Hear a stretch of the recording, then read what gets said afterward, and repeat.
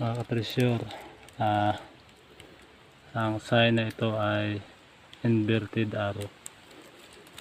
Ito yung buntot, ito yung katawan niya, pero ito yung arrowhead kung saan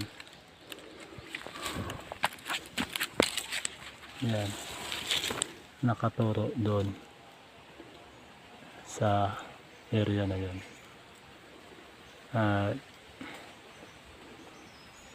Nasa ilalim ng malaking bato doon ang nilagay. Ito yung tinuturo ng inverted arrow doon, mga ka-treasure.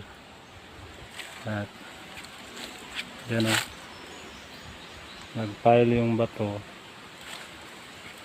tapos dito namin na-detect. Ayan, mayroong bato na tinayo.